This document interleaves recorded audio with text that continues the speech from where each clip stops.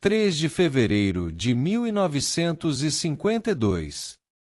Nesse dia, 4 médicos experientes concordaram que o paciente estava morto. O coração havia parado, a certidão de óbito estava prestes a ser assinada. E então, algo aconteceu que nenhum dos 4 médicos presentes conseguiu explicar até o fim da vida. Hoje vamos investigar 2 casos documentados, com nomes reais, laudos médicos reais, e uma única explicação que a ciência ainda não foi capaz de refutar. O Mosteiro de São Maron, em Anaia, no Líbano, guarda hoje o maior arquivo de milagres documentados atribuídos a um único santo da história da Igreja Católica. São Charbel. São cerca de 29.000 casos registrados, com laudos médicos completos exigidos a partir de 1950. Caso 1. O morto que ressuscitou. 3 de fevereiro de 1952. O Dr. Ouaissi recebe uma chamada de emergência. O paciente é o Sheikh Salim Salim, 70 anos. Quando o médico chega, o quadro é gravíssimo. O próprio Dr. Ouaissi descreveu assim, em declaração formal. O paciente estava inconsciente, com pulso irregular, pressão quase nula, e havia vomitado mais de 1 litro de sangue. Em menos de 1 hora, vomitou 3 vezes mais. Chamei 3 colegas. Depois de avaliarmos juntos, concluímos que nada poderia ser feito. Estimamos que ele teria menos de meia hora de vida. Então o coração parou. O colega Dr. Chami atestou formalmente o óbito. 4 médicos haviam presenciado. O homem estava morto. Mas a filha de um dos médicos entrou na sala. Ela trouxe incenso do túmulo do monge Charbel e o queimou próximo ao falecido. Colocou sobre o peito dele, uma relíquia do santo. E então aplicou uma injeção com água benta, trazida da sepultura de Charbel. O que aconteceu depois está registrado em documento oficial, do processo de canonização de São Charbel.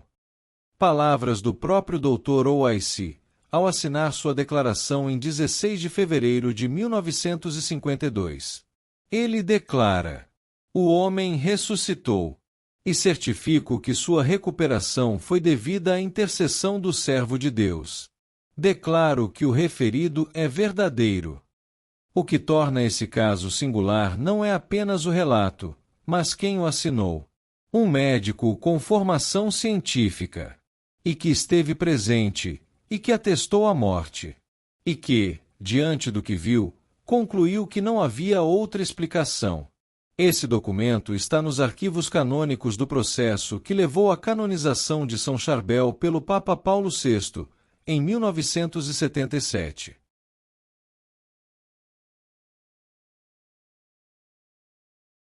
O caso que você acabou de ouvir foi investigado e aprovado pela Igreja. Mas os relatos não pararam em 1952. Décadas depois, em 1993, algo aconteceu que desta vez deixou não apenas um testemunho, mas marcas físicas permanentes no corpo de uma mulher viva. Caso 2. A cirurgia invisível de Nohada al-Shami. Nohada al-Shami era uma mãe de família libanesa. Em 1993, sofreu um derrame cerebral seguido de uma oclusão dupla da artéria carótida, nos 2 lados do pescoço ao mesmo tempo.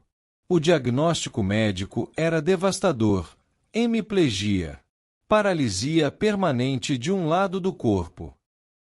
Seus filhos, sem mais recursos médicos, fizeram o que tantas famílias libanesas fazem em momentos de desespero: recorreram ao santo. Colocaram sobre o pescoço de Nohada uma mistura de terra e óleo retirados do túmulo de São Charbel, em Anaia. Naquela mesma noite, Nohada teve um sonho. Ela disse que viu 2 monges, um deles se apresentou como São Charbel, e disse para ela: estou aqui para te operar. Naquele instante, ela relatou sentir uma dor aguda na garganta. Quando Nohada acordou, havia 2 cicatrizes nos 2 lados do pescoço. As marcas eram idênticas às de sutura cirúrgica, mas sem nenhum fio visível. Nenhuma incisão havia sido feita por médico algum. E quando ela foi examinada, o ultrassom confirmou o que parecia impossível. Ela havia passado por uma cirurgia bilateral real da artéria carótida. A oclusão havia sido corrigida. E a paralisia, revertida. Os médicos não souberam explicar as cicatrizes. Não souberam explicar como uma cirurgia de alta complexidade, que exige anestesia, equipe especializada, sala cirúrgica, havia sido realizada sem nenhum rastro de intervenção humana. O caso foi investigado e documentado. Integra hoje o acervo de testemunhos do Mosteiro de Anaia, que recebe 4,5 milhões de visitantes por ano, cristãos e muçulmanos. São Charbel teria voltado a se comunicar com Norhad dias depois. Segundo ela, ele pediu que fosse ao mosteiro todo dia 22 do mês. E disse que as cicatrizes eram a vontade de Deus, um sinal visível para os que não acreditam. É legítimo perguntar: esses casos são verificáveis? A resposta é sim, dentro dos limites do que foi possível verificar. A Igreja Católica, antes de beatificar ou canonizar alguém, submete os relatos de milagres a comissões mistas, formadas por médicos e teólogos. O padrão exigido é: a cura deve ser completa, rápida, duradoura e inexplicável pelos recursos da medicina disponível. Os dois casos que você viu hoje passaram por esse escrutínio. O do Sheikh Salim Salim foi examinado no processo formal de beatificação. O de Norhad al-Shami foi documentado com laudo de ecografia e testemunho médico. Nenhum foi refutado. A ciência não diz que esses eventos foram milagres, mas também não foi capaz de dizer o que foram. Um irmão monge que conviveu com São Charbel em vida deixou um testemunho registrado nas biografias do santo. Disse que tudo o que se lê sobre os santos é inferior ao que seus próprios olhos viram ser realizado pelo padre Charbel.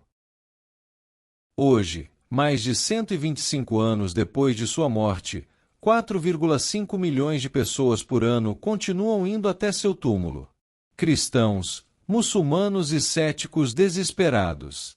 E médicos que voltam para entregar, nos arquivos do mosteiro, documentos que eles próprios não sabem explicar. Para você, o que separa um milagre de um fenômeno que a ciência ainda não sabe explicar? Deixe sua resposta nos comentários. E se você se interessou por casos como esses, se inscreva no nosso canal, curta e compartilhe, porque aqui a gente leva a fé a sério, sem abrir mão das perguntas. Agora vamos encerrar com uma oração a São Charbel. Glorioso São Charbel, fiel servo de Jesus, vosso poder junto de Deus está sendo conhecido por todo o mundo. A Igreja vos invoca nos casos de desespero e doenças incuráveis. Confiante, recorremos a vós e imploramos o vosso auxílio. Concedei-nos a graça que vos imploramos, dando-nos saúde para o corpo e para a alma. Amém.